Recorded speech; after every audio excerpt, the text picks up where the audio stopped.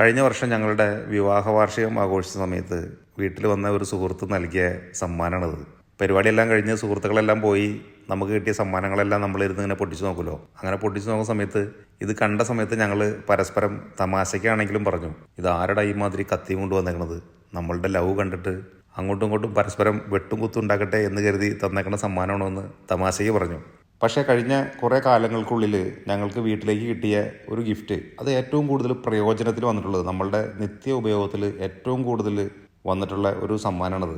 കാണുമ്പോൾ വളരെ നിസ്സാരമായിട്ടുള്ള കുറച്ച് കത്തികളുടെ ഒരു കൂട്ടം, പക്ഷേ എല്ലാ ദിവസവും അടുക്കളയിൽ ഹൃദയസ്ഥാനം തന്നെ അത് ഇരിക്കുന്നുണ്ട്. എല്ലാ ദിവസവും അതിനകത്തുനിന്ന് നമ്മൾ എന്തെങ്കിലും ആവശ്യങ്ങൾക്ക് കത്തിയെടുത്ത് ഉപയോഗിക്കും.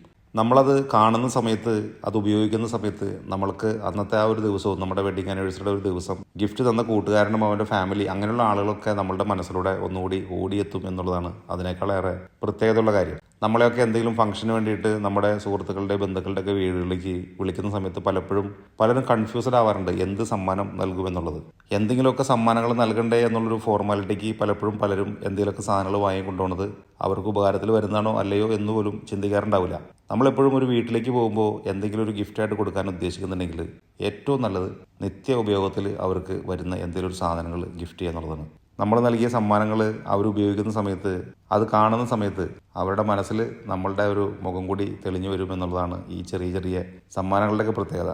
പ്രത്യേകിച്ച് അടുക്കളയിലൊക്കെ ഉപകാരത്തിൽ വരുന്ന, അടുക്കളയിൽ ഉപയോഗിക്കാൻ പറ്റുന്ന എന്തെങ്കിലും സാധനങ്ങളൊക്കെ ഗിഫ്റ്റ് ചെയ്യുകയാണെന്നുണ്ടെങ്കിൽ ഒട്ടുമിക്ക ദിവസങ്ങളിലും അത് അവർ കാണാനും ഉപയോഗിക്കാനും ഇടവരും എന്നുള്ളതാണ്. അത് ഉപയോഗിക്കുമ്പോൾ അവർ നമ്മളെ ഓർക്കുകയും ചെയ്യും.